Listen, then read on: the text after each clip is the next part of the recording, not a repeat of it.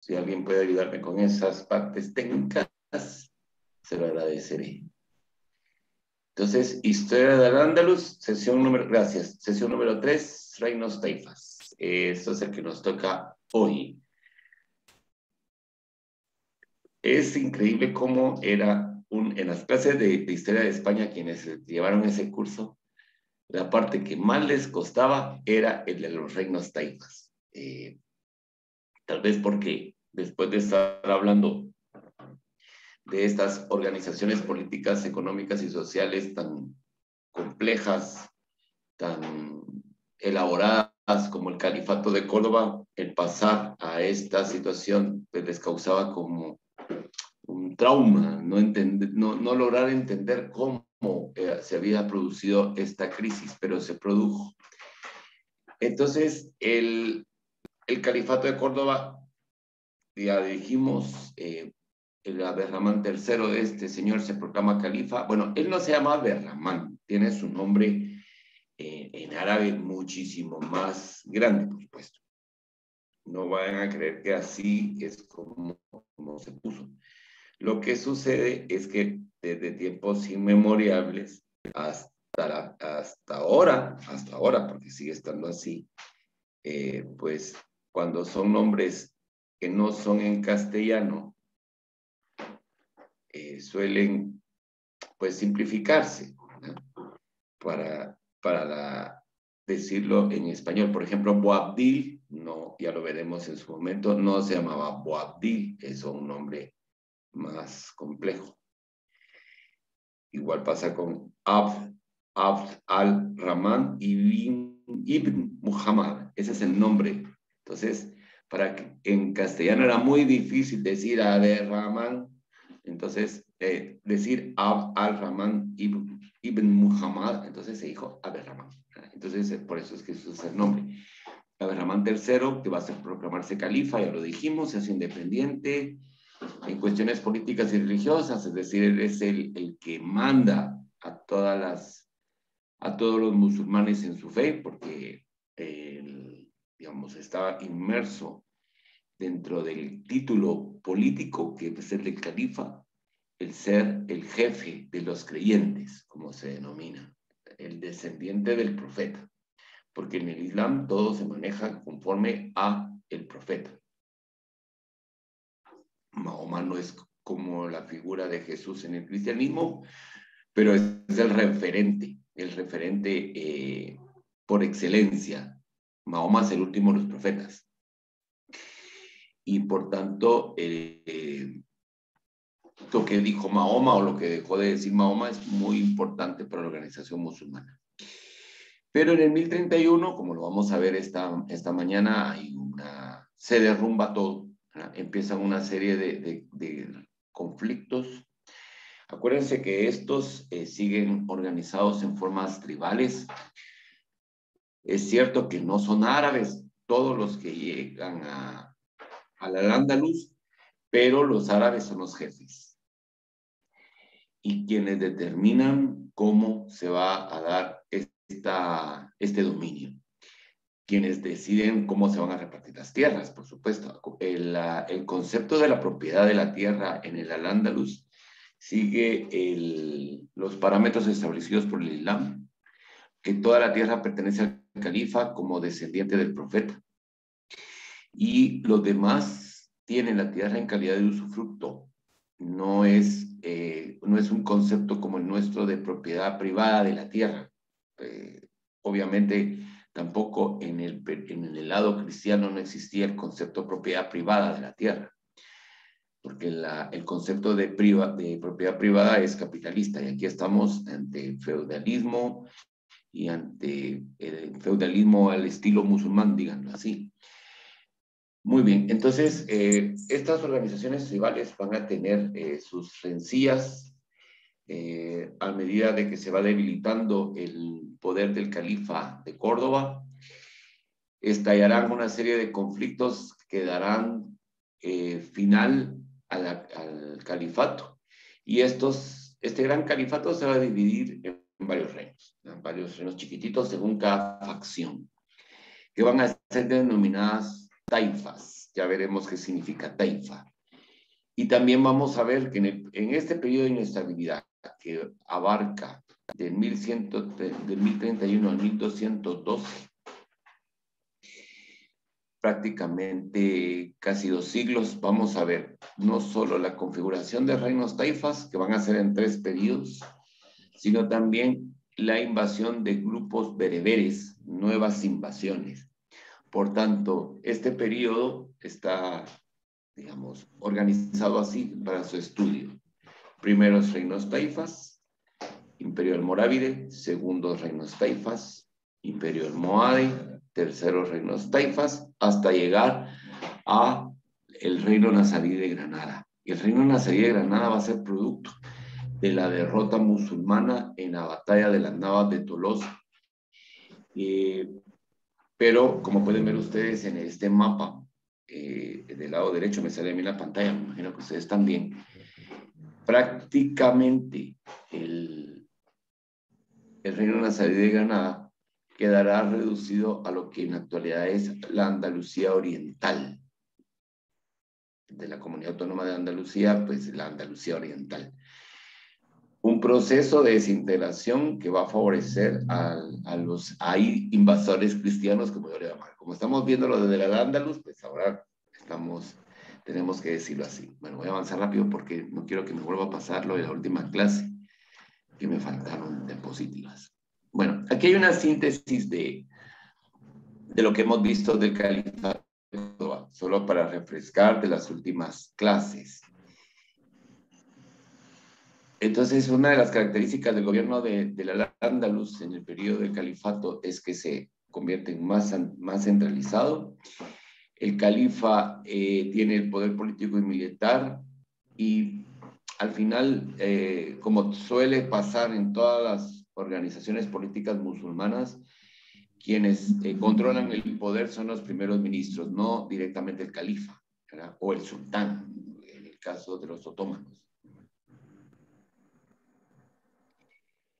Y Almanzor fue el yagí más famoso y que llevó el califato a su máximo esplendor. Este Almanzor va a hacer unas batallas tremendas de incursión en los territorios cristianos y eso va a apaciguar muchísimo a los cristianos del norte. Almanzor va a ser ese primer ministro que va a mantener un control férreo sobre el califato, pero cuando muere empiezan entonces las tendencias separatistas y hasta que se llega a pues, que todos al final logran esto. Alguien puso una línea, bueno, yo lo digo porque para que no salga tan fea la grabación, y lo aclaro, no lo hice yo, sino alguien vino y se puso a hacer líneas en la pantalla. Lo digo para quienes vean la grabación de esta clase. Sintéticamente, la economía en el Andaluz. Vamos a tener sectores económicos. Es una agricultura latifundista que va a estar la tierra en usufructo, ya lo he dicho, pero posteriormente, cuando se empieza el proceso de desintegración, esto pasa a manos de las grandes familias. Familias que son esos grupos tribales que continúan sus linajes desde el periodo que vivían en la península arábiga.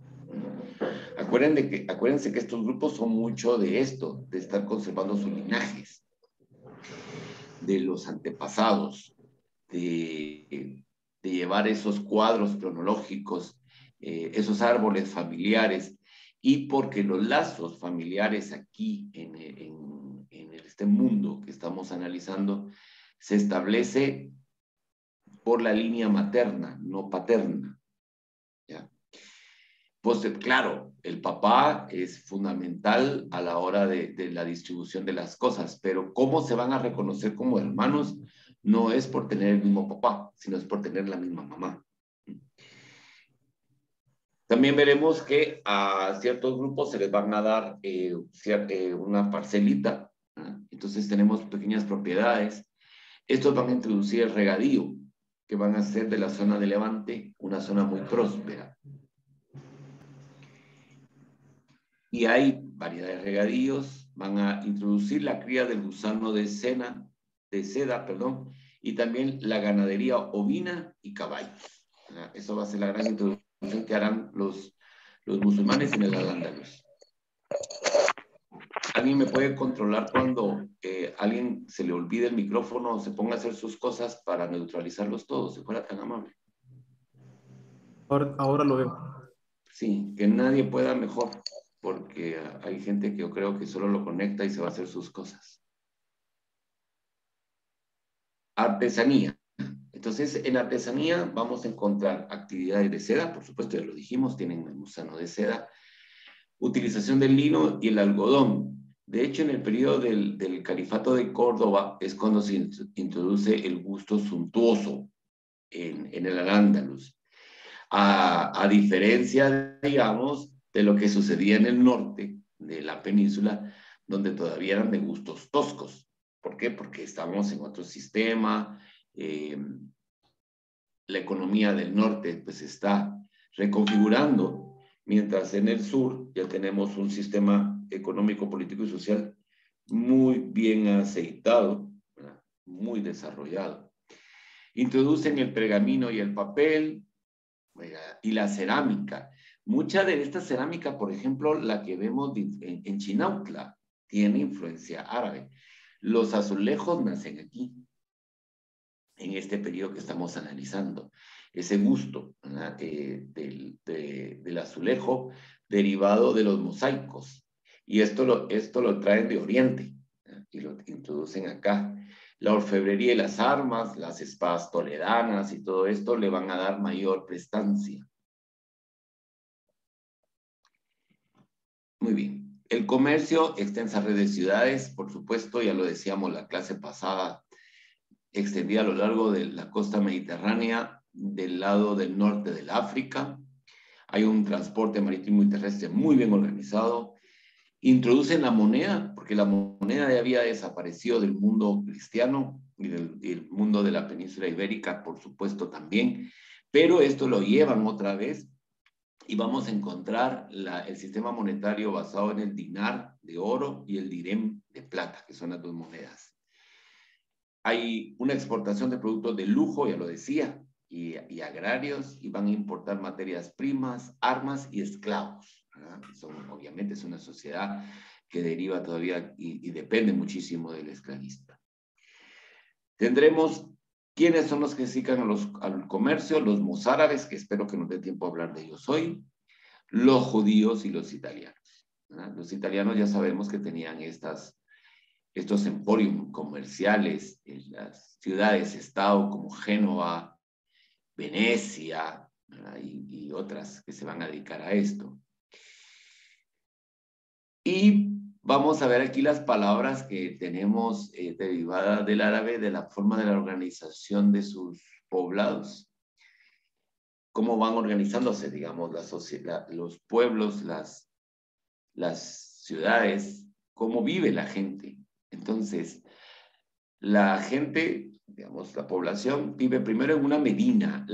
Por eso vamos a encontrar en España muchísimos nombres con el término Medina, ¿verdad? Medina del Campo, Medina del Ebro, ¿verdad? O sea, siempre van a encontrar este término, Medina, que es núcleo amurallado, centro político, administrativo y religioso, ¿verdad?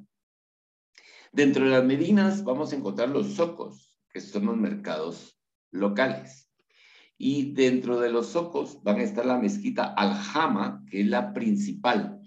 Posteriormente, la Al-Jama, que es la mezquita principal, pasará a ser el barrio musulmán cuando sean expulsados en 1492. Y por eso a los barrios donde vivían los musulmanes se les llamaban Al-Jamas. Pero en el Al-Ándalus, la mezquita Al-Jama es donde está, digamos, la catedral en una ciudad cristiana, por decirlo de una forma.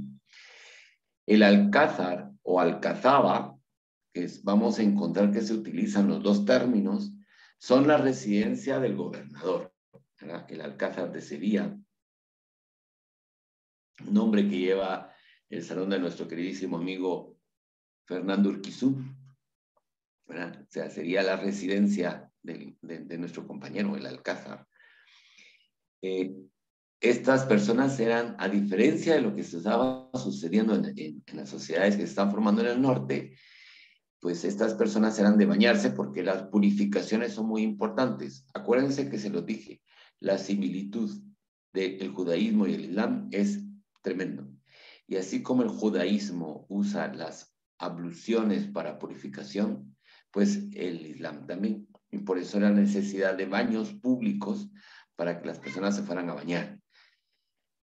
Luego tenemos las madrazas, que todavía existen, que son esas escuelas coránicas. Todas las niñas y niños tienen que ir a las madrazas desde tierna infancia para aprender el árabe, porque tienen que leer el Corán. Y hay concursos para ver qué niña y niño se sabe bien las shuras. Es parte, digamos, de la cultura musulmana. Por eso el índice de analfabetismo en las sociedades musulmanas es muy bajo, porque todas y todos están obligados a leer el Corán.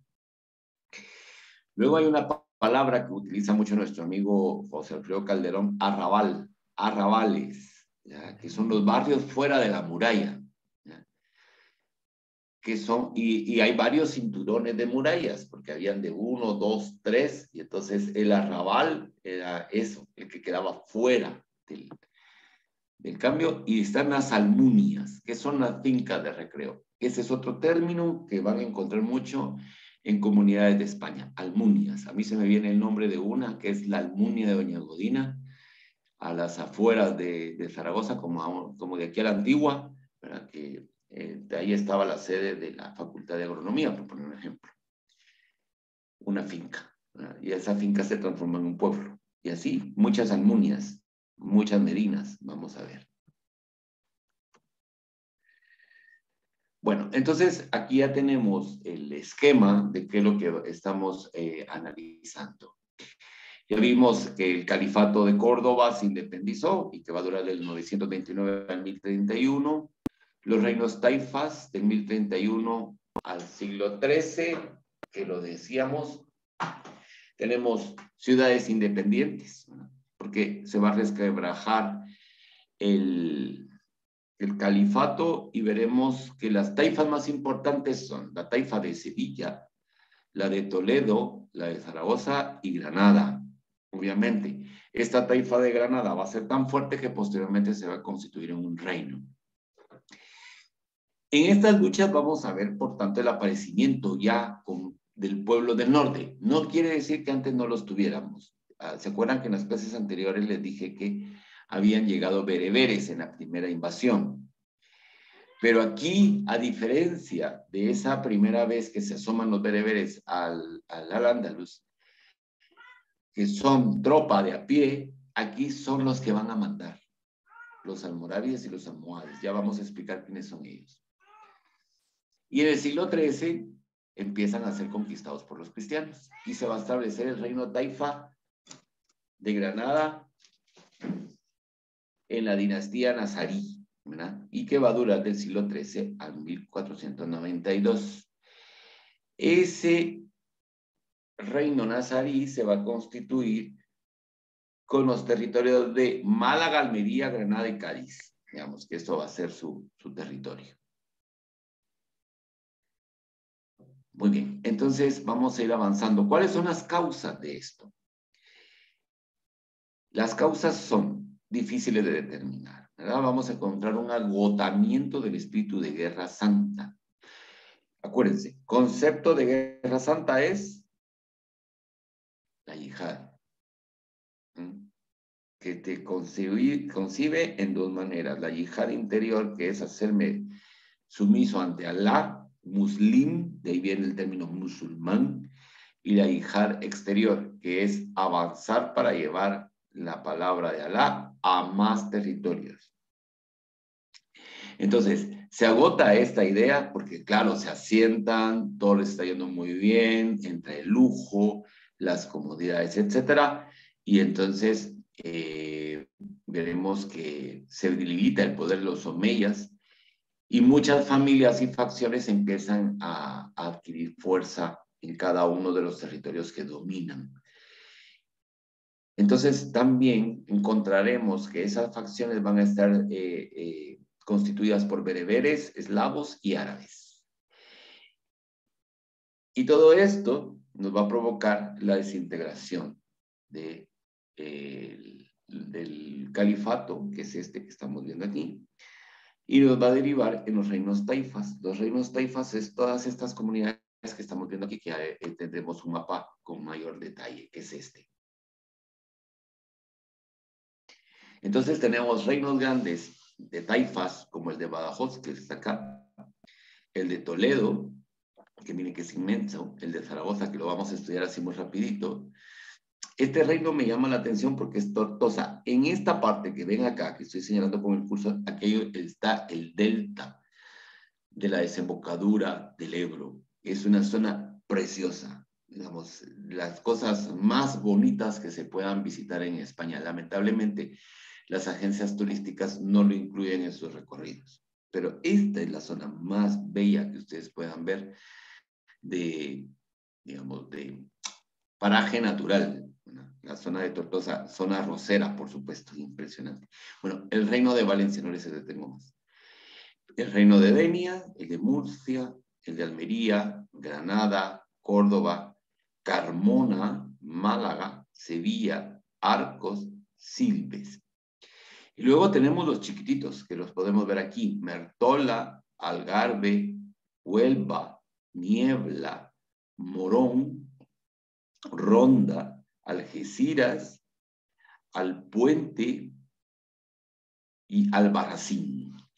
Lo interesante de Albarracín, ya el mismo nombre lo dice, que es de origen musulmán, que tenía muchos lazos con el reino de Zaragoza, pero se convirtió en un reino independiente. Posteriormente este lo va a absorber Albarracín y Puente. Se lo van a repartir entre los de Valencia. Toda esta configuración que estamos viendo, cómo se están conformando los reinos taifas, posteriormente van a tener una gran influencia en la configuración de las provincias españolas vigentes hasta en la actualidad. Bueno, ¿qué es un taifa? Bueno, las taifas son bando o facción. Estas taifas están conformadas por familias, ya lo decíamos, esas organizaciones de tipo tribal nos van a llevar a estas facciones familiares que van a constituir pequeños reinos en que se dividió el califato de Córdoba en 1031, y esto facilitó la reconquista por los reinos cristianos. Digamos, esa desintegración va a acelerar ese proceso, pero como eso ya lo estudiamos en los cursos anteriores, hoy no les voy a decir cómo iban avanzando los cristianos.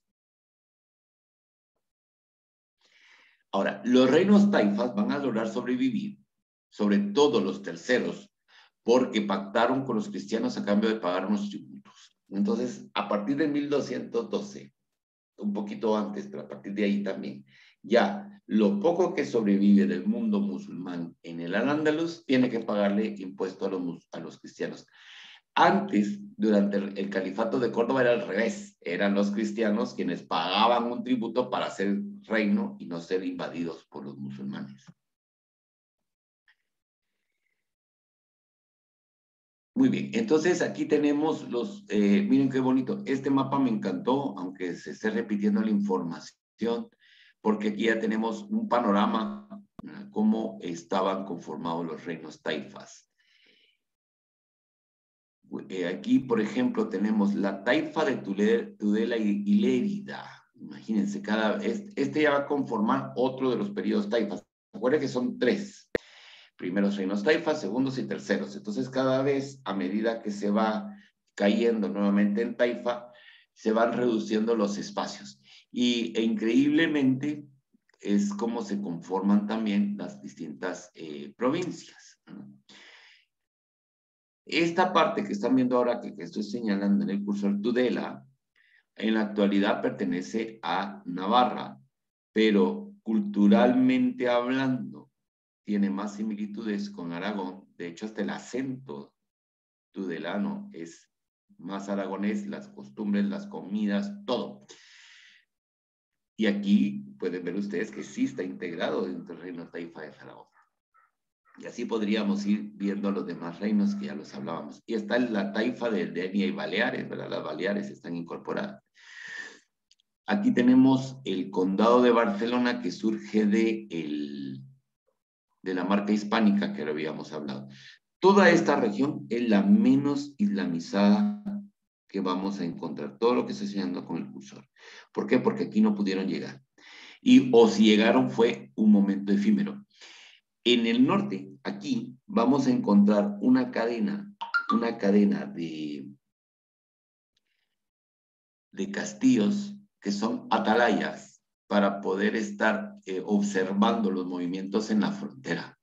Es impresionante esas atalayas, cómo estaban, digamos, de a cierta proximidad en los prepirineos para poder estar controlando los movimientos de tropas en las fronteras.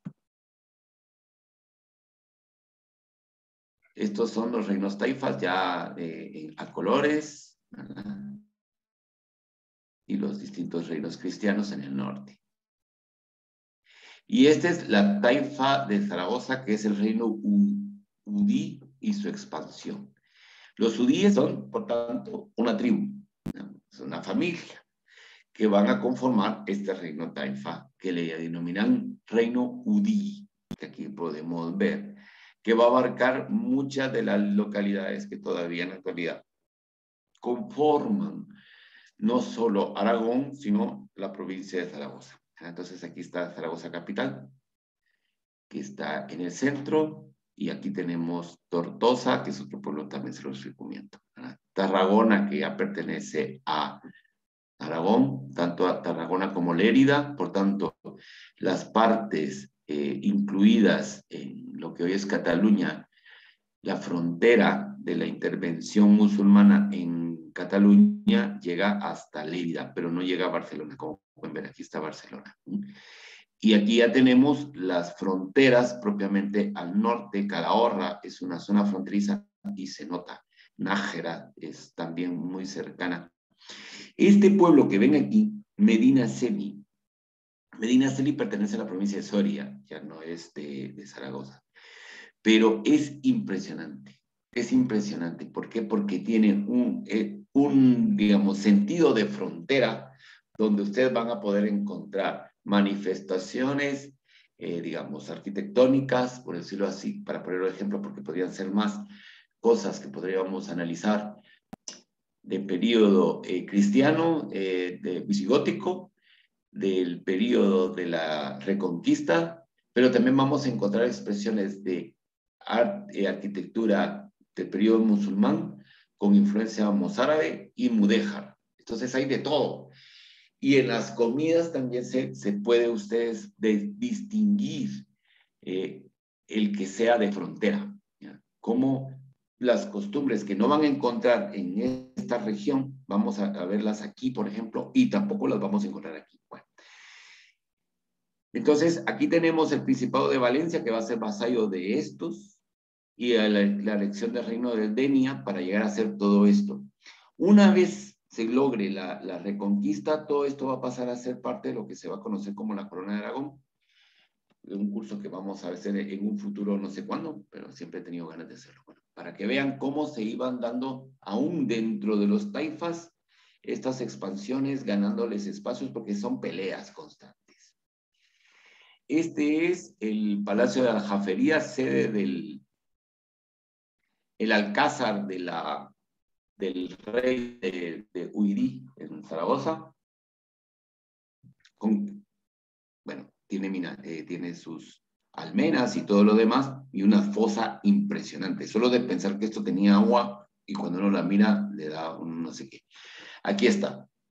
Entonces tenemos la genealogía de estos reyes que van a gobernar este reino taifa de Zaragoza, que son Mundir y Ben Yahan al-Mansur, y así, aquí podemos verlos a todos: a Yahya ben Mundir, a Mundir II, a Alá ben Hakam, Sulaimán ben Haud al-Mustain, y así, hasta el año 1110. ¿Verdad?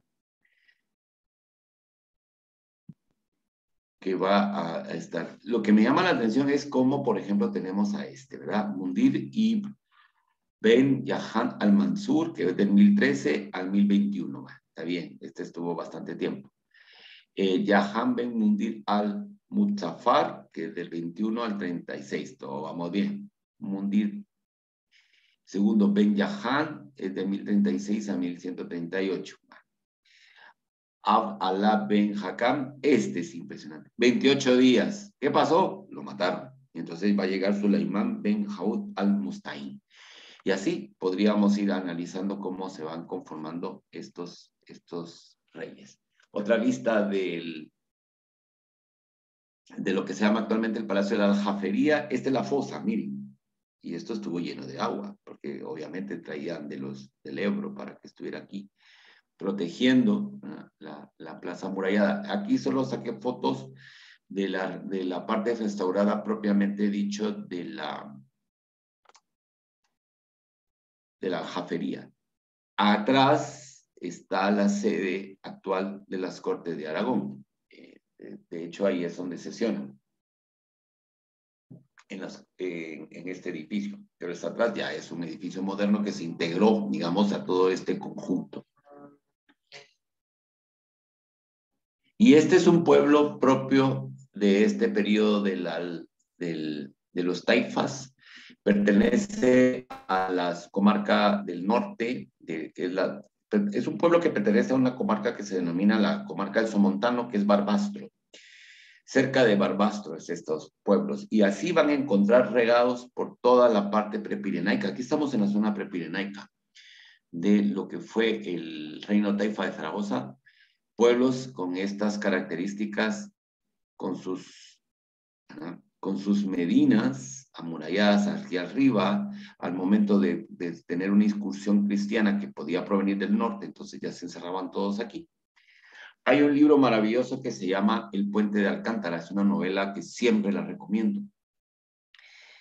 Describe magistralmente el sitio de Barbastro. No, este es un pueblo de Barbastro, es mero Barbastro. Quise buscar fotos bonitas de Barbastro y no encontré porque el pueblito no es que sea tan bonito. Y lo describe magistralmente como desde las almenas están vigilando a los francos y están atacados. Bueno, los francos habían hecho pedazos este pueblito que sí tenemos aquí. Pero cuando se enteran los francos que Guillermo, duque de Normandía, está invadiendo Inglaterra y que necesita tropas, se van, ¿ya? Y se salva el reino taifa, se salva. Esa parte se las recomiendo. Es un libro que lo voy a dar por regalado, ¿ya? Y yo sé que la persona que lo tiene lo aprovechó. Muy bien. Ante el caos de los reinos taifas, entonces piden ayuda. ¿Por qué? Porque ya no pueden seguirse peleando. Los cristianos están ganando terreno, se sienten amenazados. Y no se les ocurre más que pedirles ayuda a los del sur, a los almorávides, que estos ni cortos ni preciosos les dicen, sí, los vamos a ayudar. Y entran, invaden y desaparecen todos los reinos taifas, porque ellos van a establecer su poder. Entonces les dicen, no, aquí ya no mandan ustedes, mandamos nosotros. Y como en el Al-Ándalus había sucedido un fenómeno sumamente interesante, un desarrollo de la ciencia, de la política, de la economía, del pensamiento. Mucho del pensamiento occidental le debe a estos grandes filósofos musulmanes al-andaluces, las traducciones de los clásicos griegos. Entonces estos almorávides lo vieron mal y dijeron, Alá les castigó por haber querido conocer de su creación sin su permiso, porque eso solo lo sabe Alá. Así de que aquí regresamos a la Sharia estricta, al Corán estricto, y se acabaron todas sus veleidades, fuera lujo, fuera bailes, fuera canto, fuera todo. Y entonces los regresa a la observancia estricta del Islam. Los almorávides podrían ser como los talibanes de ahora. Sí, siempre en el mundo musulmán vamos a encontrar grupos así, ¿verdad? Que quieren regresar, quieren volver a la esencia. Miren todo lo que abarcaron estos almorávides. Aquí es su zona de origen, ¿verdad? En la parte sur de Mauritania. Y miren, llegaron a avanzar todo. Entonces ellos la historiografía le denomina Imperio Almorávido. Pertenecieron todos estos juntos y los pusieron en cintura. Se enojan los taifas y dicen, no, así no. Habíamos quedado que ustedes nos venían a salvar. y no nos gusta esto, ¿verdad? Los almorávides son un pueblo bereber, como ya les había dicho, crea un imperio en el norte de África, llegan a la península ibérica en ayuda de los reyes taifas andalusíes, ¿verdad? Tenemos las derrotas cristianas de Salaca y Uclés, frenan el avance cristiano, conquistan los taifas e imponen un impuesto bajos, consiguiendo apoyos sociales. Pero en esto vamos a encontrar que pierden la taifa de Zaragoza, pero después va a ser recuperada. También se lo está claro. Entonces viene la destrucción de su imperio, ¿verdad? Tienen una intransigencia religiosa, ya les dije. Y ante esa intransigencia religiosa, pues van a verse amenazados, sobre todo en el sur, digamos en su territorio natal, por otro pueblo de bereber, que son los almohades. Y esto va a poner fin a su presencia en la península, ¿verdad? El andaluz sigue dependiendo, por tanto, de un imperio exterior, lo cual nunca se había visto antes, ¿verdad? Entonces ya sacamos a los almorávides, se van a formar los segundos reinos taifas. Aquí tenemos otro mapa de los almorávides para que vean qué precioso, ¿verdad? Esto de clases con mapas es una maravilla. Este es otro mapa de los almorávides. Y esto nos lleva a una conclusión interesante. La historia del África nos daría muchas luces para entender muchos procesos, pero lamentablemente no la abarcamos. Lástima, porque sería interesante. Entonces aquí ya tenemos cómo el imperio almorávide se establece en la península, pero si ustedes se dan cuenta y se percatan, ya se perdieron territorios. ¿Por qué? Porque la taifa de Toledo ya no existe, ya es cristiana. Toledo se pierde para el Andaluz en el 1085. Y aquí estamos viendo cómo están conteniendo las fronteras. Y precisamente en esta zona es donde yo les decía que estaban estas atalayas para impedir el avance cristiano, ¿verdad? Y aquí podemos ver ya un mapa más completo de la península en este periodo del imperio de los almorávides. Miren aquí todos los castillos. Aquí van a encontrar de eso profusamente. Es una maravilla a quienes nos gusta esa parte de la situación. Vamos a seguir avanzando porque ya les expliqué los almorávides. Puse mapas por montón, como ustedes se puedan percatar. Y vamos a llegar al segundo periodo de los reinos taifas, de 1144 a 1147. Otra vez se van a conformar los segundos reinos taifas, casi van a ser los mismos, pero ¿qué organización social vamos a encontrar? Es una organización social desarrollada y llena de matices. Hay conflictos constantes entre árabes y bereberes, ¿no? Y eso también va a provocar tanto los primeros taifas, la invasión almorávide, los segundos taifas y la invasión almohade, ¿no? Esa cantidad de choques. Ahora, hay un grupo del cual vamos a hablar a continuación que va a estar aquí en medio de todo. Digamos, ya vimos los árabes, los bereberes, los eslavos, en el norte se habían quedado los visigodos, que al final pues empiezan a configurar una identidad cultural muy propia. Empiezan a construirse estos imaginarios del origen de los pueblos. Uno de los grandes componentes que servirá a ese imaginario de los cristianos para el avance en su reconquista del Al-Ándalus es la figura de Santiago y el establecimiento del Camino de Santiago. Estudiar el Camino de Santiago históricamente es de suma importancia para poder comprender no solo la historia de España, sino la historia de América.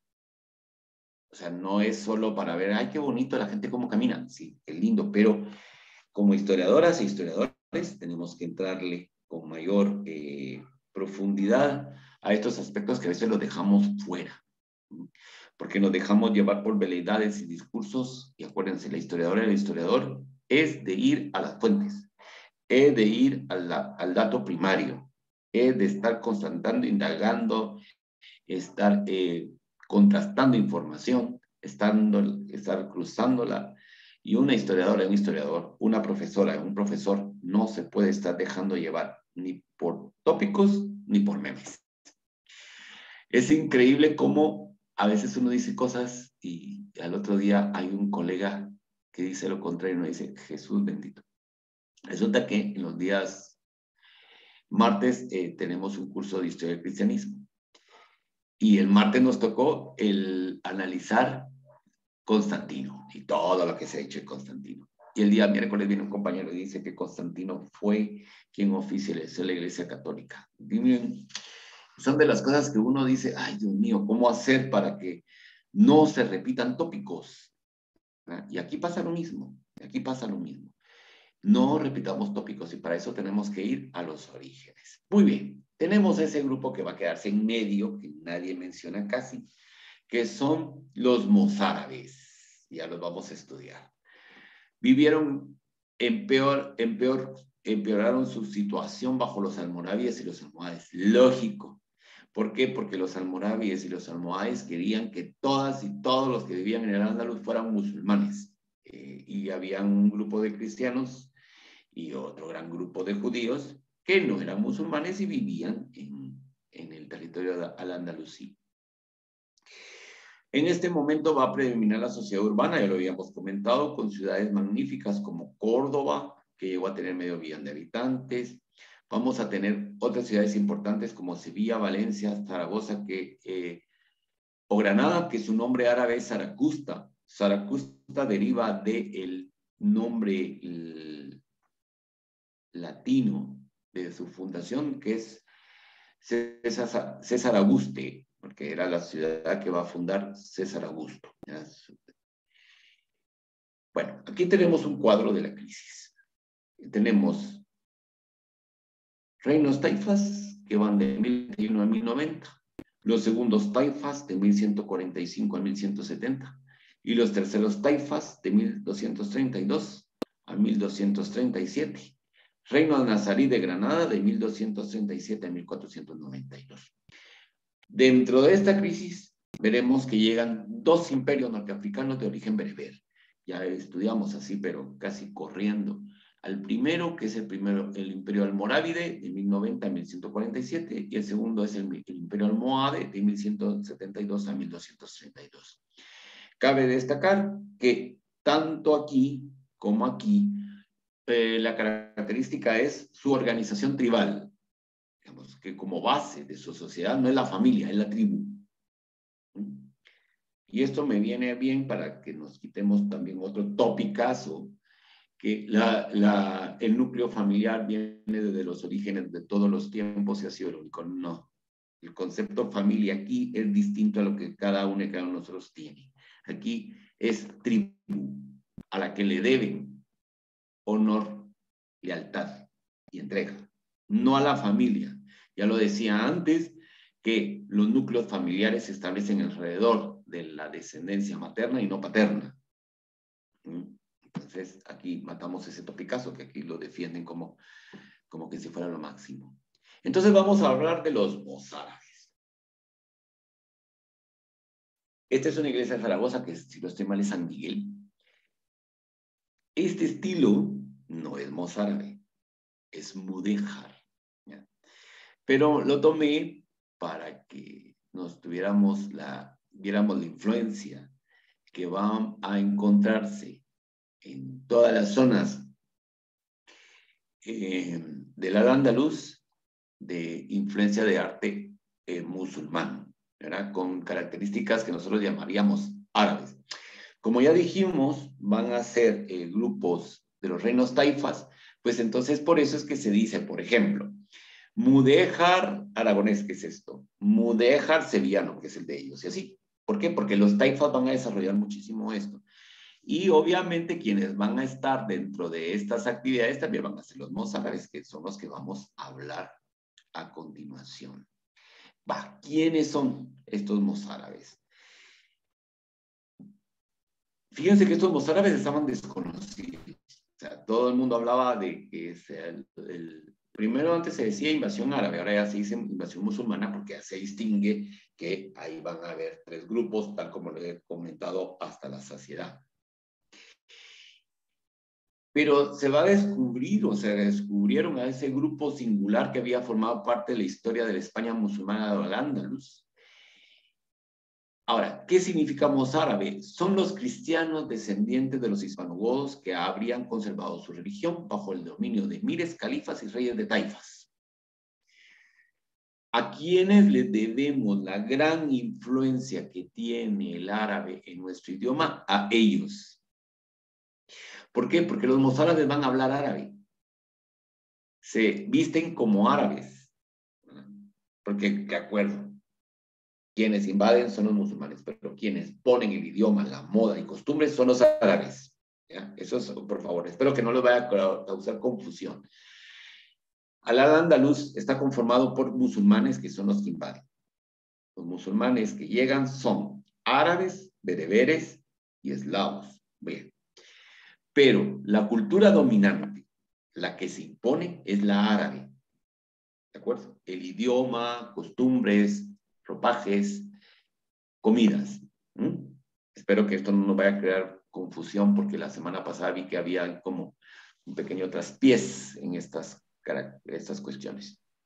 Bueno, quien nos va a encontrar es el arabista Francisco Javier Simonet, que va a escribir Historia de los musulmanes de España, deducida de sus mejores y más auténticos testimonios de los escritores cristianos y árabes.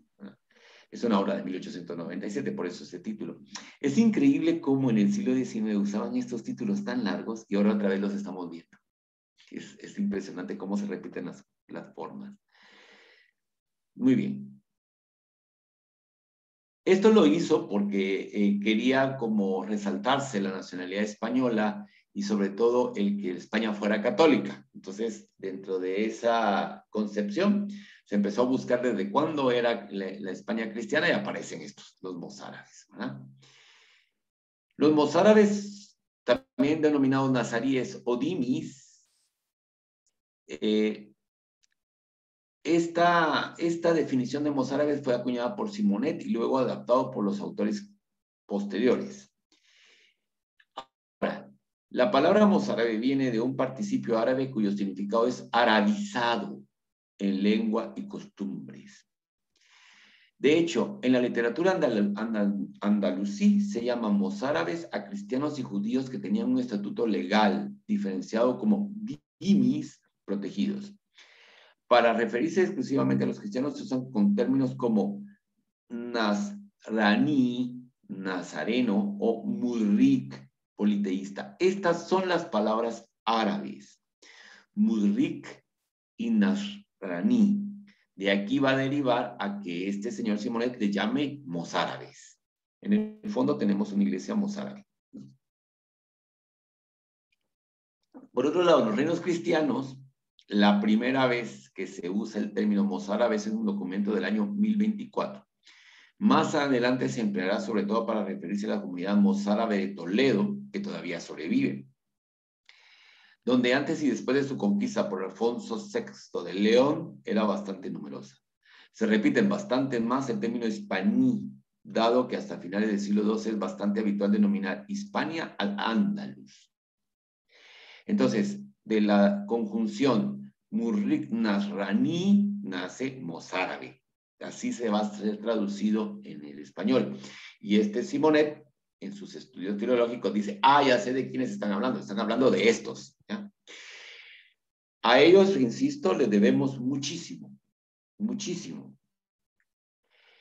¿Por qué? Porque van a plasmar obras como la que estamos viendo en el fondo. ¿Ya? Estas obras, como la que están viendo en el fondo, se van a llamar beaterios. Aquí van a estar recogidos no solo historias de santos, sino historias de su comunidad frente a una comunidad como la islámica.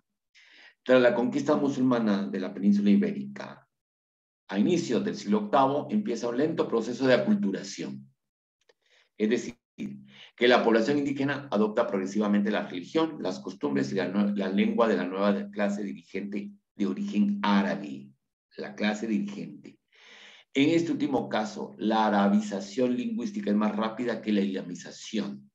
De ahí los judíos y musulmanes arabizados que aún hablando en árabe conservan su religión ancestral. Entonces, estos mozárabes van a hablar árabe, van a hablar los dialectos que van a derivar de la descomposición del latín con el visigótico, que era lo que hablaban los visigodos, más términos de formas lingüísticas anteriores a la invasión hispánica. Todo esto va a conformar el español, que es lo que hablamos ahora. Por eso son tan importantes en su actividad. En el fondo tenemos el Beaterio, una página del Beaterio de Liébana, que es uno de los textos fundamentales para poder entender la vida cotidiana en el periodo del Al-Ándalus, sobre todo de las comunidades cristianas. Por eso es tan famoso y estudiado como ustedes no se lo imaginan, perdón. Muy bien, entonces la conversión voy a ir muy rápido porque ya nos toca 2 minutos. Los árabes o los mozárabes nazarenos eran pobres, descabezados, tenían que pagar tributo. Sus jefes tenían que hacer pactos para que no los obligaran a la islamización. Por eso es que también van a adoptar rápido sus costumbres. No pueden resistir el embate cultural, pero sí resisten el que los forcen a ser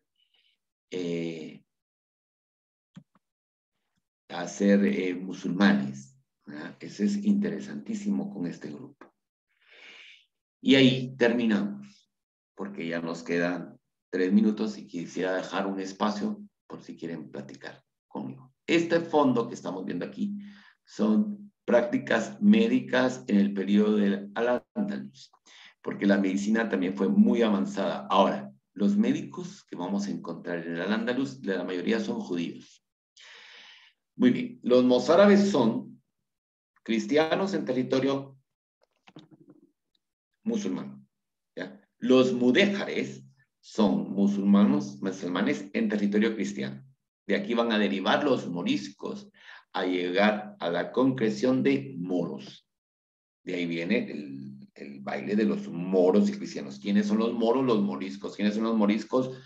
Los mudéjares. ¿Y quiénes son los mudéjares? Cristianos en territorio, pero musulmanes en territorio cristiano. Y ahí está. Ahí en árabe decía fin, se me olvidó decirlo, real quité. ¿Alguna pregunta? Tenemos 2 minutitos. Y a quienes tienen que irse a clase, pues muchísimas gracias por estar y suerte en su actividad lectiva de este sábado. ¿Alguna pregunta, compañeras y compañeros? Voy a abrir la cámara otra vez. Ya está. ¿Tenemos preguntas, compañeros?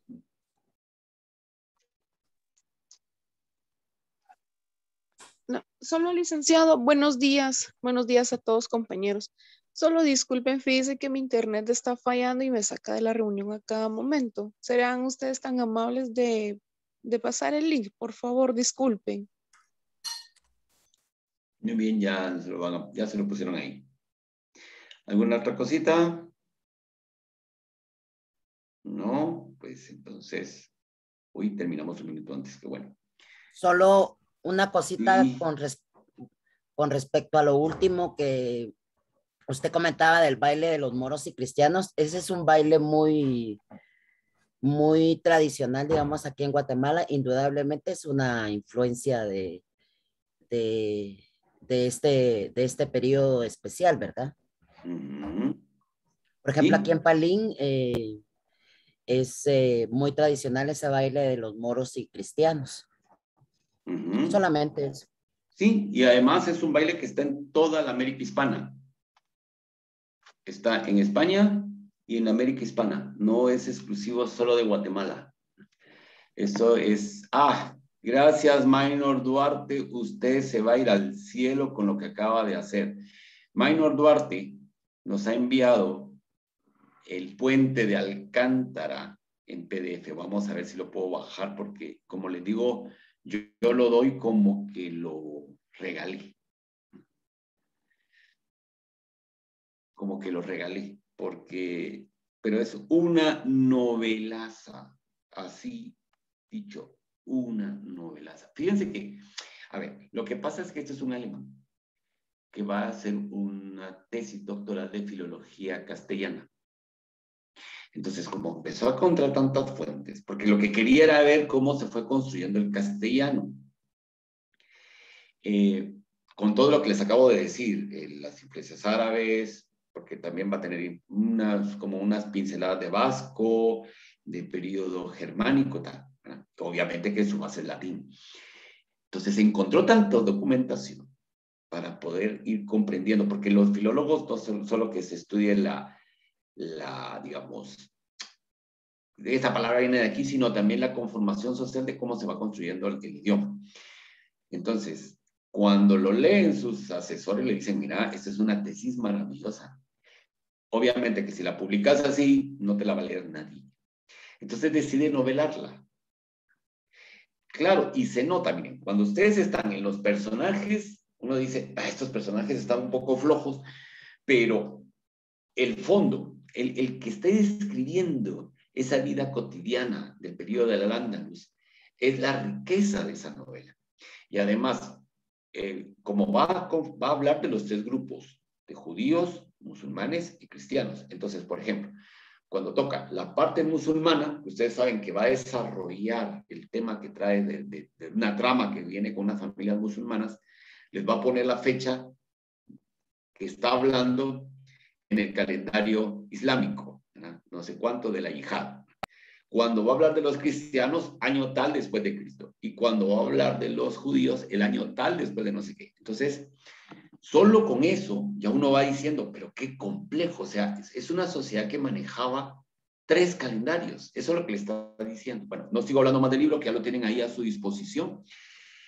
Me pasé 2 minutos, pero les recomiendo ese libro. Tiene, además, para nosotras y nosotros como historiadoras y historiadores, es una gozada porque tiene 1700 páginas. Una historiadora, un historiador que diga que no le gustan estas novelas o estos libros de más de 1000 páginas, entonces hay que revisar un poco ahí su identidad con nuestra profesión. Que pasen muy buenos días, feliz fin de semana, muchísimas gracias de estar aquí, gracias a los profesores, a Nindita, a Jessie, a Amy, a los estudiantes, a las estudiantes que siempre están aquí fielmente siguiendo estas locuras que se nos ocurren con Salva. Hasta luego. Gracias, Ángel.